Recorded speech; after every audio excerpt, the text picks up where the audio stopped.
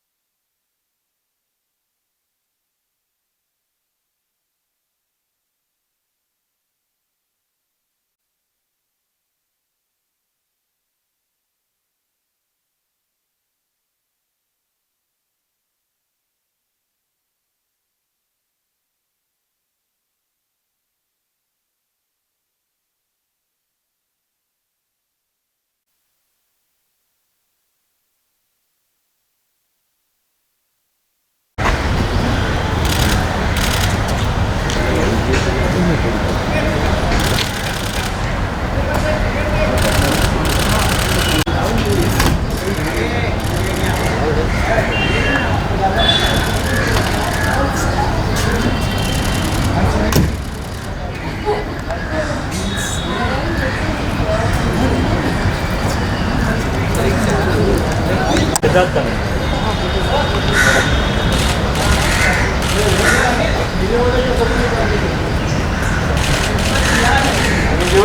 Profile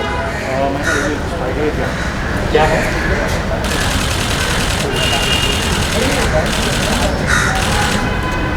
क्या दिया मैंने इसमें दिया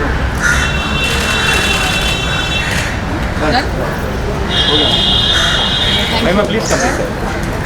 क्या कुछ कहना चाहेंगे इसके बारे में?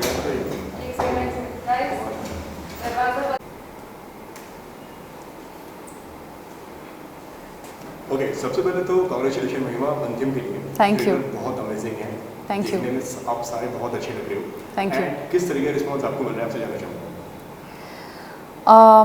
बहुत ज़्यादा अच्छा लग रहा है बिकॉज एक्सपेक्टेशंस थी कि पहले तो कहा गया था कि Antim is the underdog of the year and right now everybody is expectantly waiting for everybody to watch the film, so that's quite exciting and we can't wait for everyone to go back to the theaters and witness the magic of the big screens because it's high time that we have been waiting for it.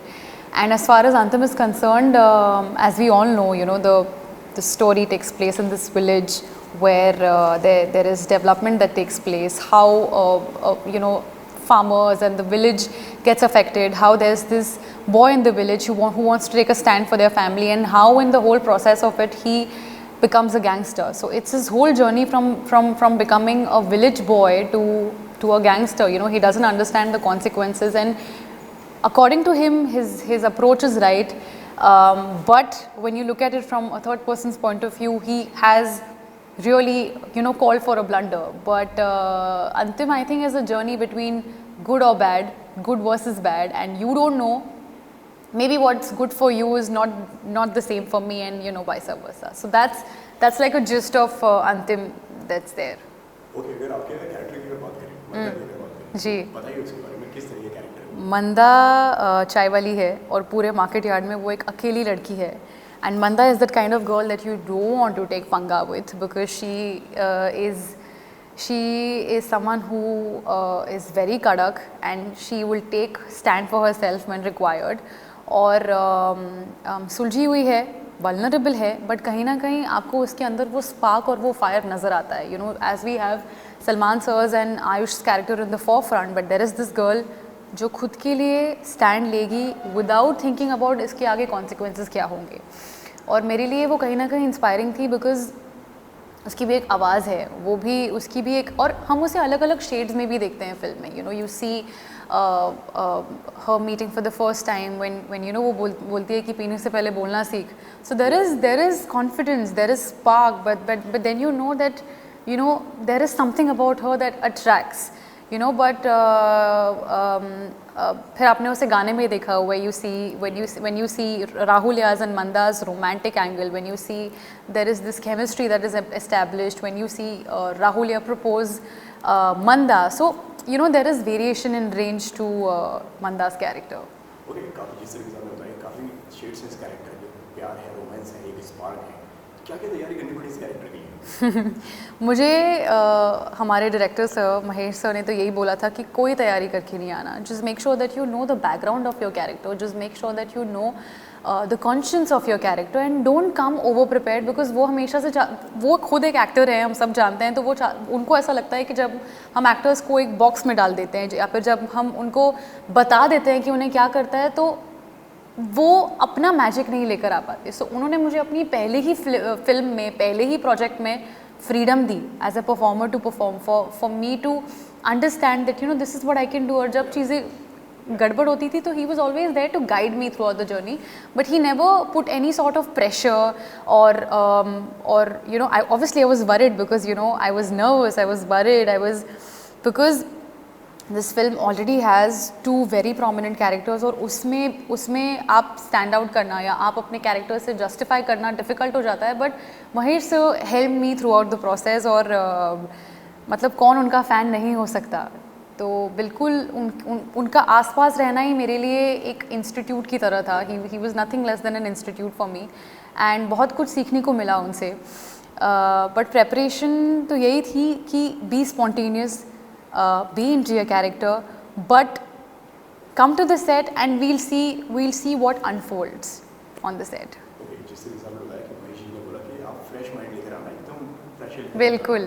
But ये तो वही कहने की बात है, लेकिन personally कितना pressure हो जाता है जब आपके सामने सलमान खान, महेश मांजरेकर, तो वो कितना प्रेशराइज हो जाते हैं वो सारी चीज़ें? बहुत ज़्यादा प्रेशराइजिंग था, because the fact that Salman sir and Mahesh sir believed in me, they both saw some sort of potential in me.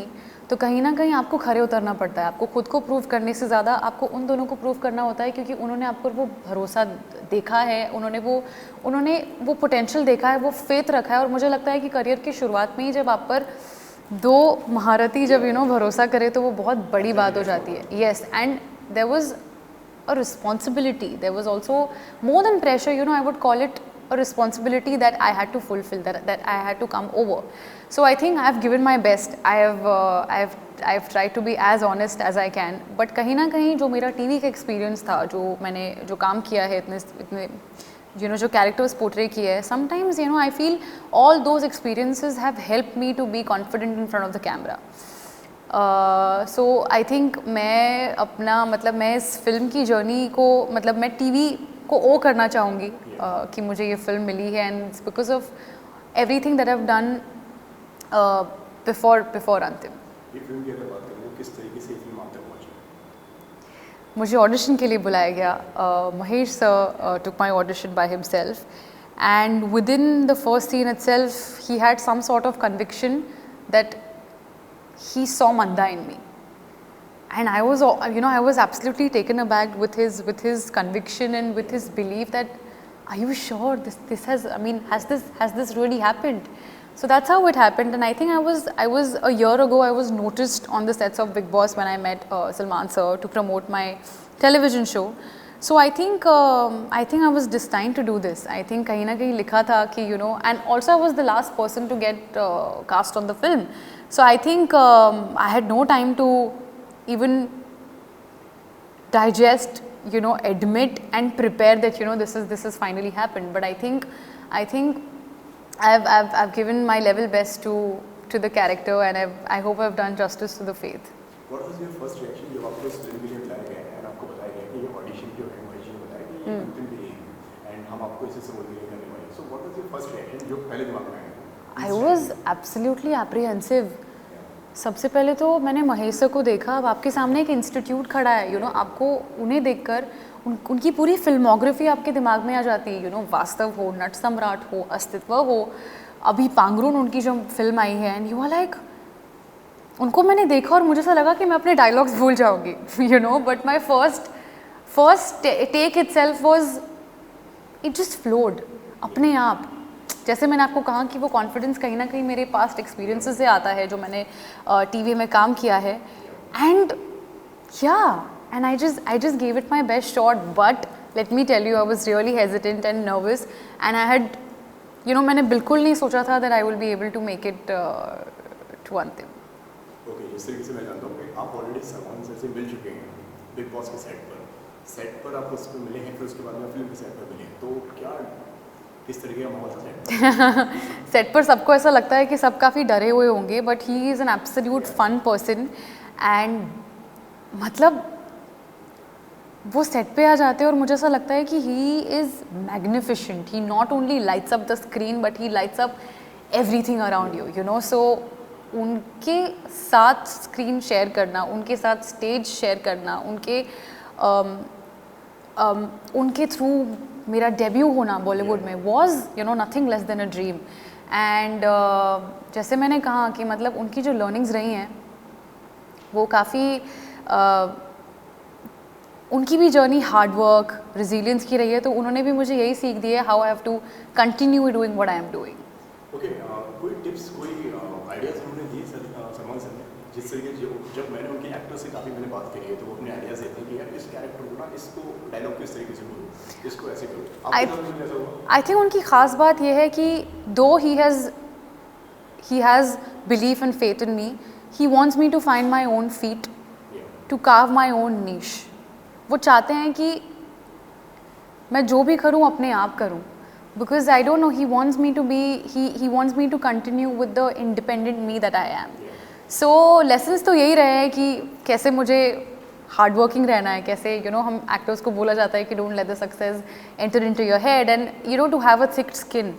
सो ये कुछ चीज़ें हैं जो सलमान सर ने मुझे बताई है, but he just asked me to be my own and be what I am. Ayush तो मतलब आयुष के जर्नी को, आयुष के ट्रांसफॉर्मेशन को तो मैं मतलब बिल्कुल दाद देना चाहूँगी. He is given the film everything that he has and मैं बस ये कहती हूँ कि if there is one actor that you know we all need to watch out for, then there is Ayush Sharma, because I couldn't have imagined any other person perform Rahul other than him, because he is commendable. और बहुत अच्छे हैं, मतलब उनकी journey, उनका dedication बहुत ज़्यादा inspiring है. And he's also been like a guiding light to me, you know. He's also made me befriend the changes of the working patterns from television to the Bollywood industry. So I know, you know, I know that I've already made my first friend in the industry, and he's someone who's absolutely generous, inspiring, and he's dedicated. So I hope his hard work would pay off. अगर इस film की अगर बात करें, आपकी अगर बात करें, इस जर्नी की अगर बात करें, 11 साल की जर्नी है, काफ़ी लंबी जर्नी रही है. Yes. किस तरीके से देखते हैं इस पूरी जर्नी को? कितनी टफ, कितनी आसान, कितनी मुश्किल है ये जर्नी आपकी? आई थिंक एक ऐसी जर्नी है जो शायद ही मैं वर्ड्स में डिस्क्राइब कर पाऊँगी. जैसे कि आपने ही कहा कि कितनी टफ, कितनी आसान, हर तरीके के मोड़ आते हैं. हर तरीके के मोड आता है, not just in the professional life, but आपकी पूरी life is all about ups and downs and peaks and valleys. So I think मैं इस जर्नी को इंस्पायरिंग, और आई थिंक मैं सिर्फ ये कहना चाहूँगी कि if one is dedicated and hard working and आप गिव अप करते हो, but it's what you do after falling down. It's important to get up, it's important to keep all your negative thoughts aside and get going. Because I think आपको vision, अगर आपको पता है कि मुझे कहाँ पहुँचना है, तो फिर मैं नहीं कहूँगी ईजी होता है. ऑब्वियसली मेरी जर्नी, मैंने बहुत कम उम्र से काम करना शुरू किया है और काफ़ी सारे टेलीविजन शोज़ किए, but I wanted to break the pattern, but I wanted to see myself on the big screen, and you know that's how I have made it for myself. Okay, lastly 26 तारीख को film आ रही है, क्या कहना चाहेंगे आपके fans से? Please जाकर देखिए. अंतिम is coming out in the theatres. Please watch it in your nearest cinema halls. It's coming out on the 26th November. Antim, go watch it and yeah, love it. Thank you so much, Mahima, आपसे बात करने के लिए. Thank you. And thank you so much for the lovely. Thank you so much.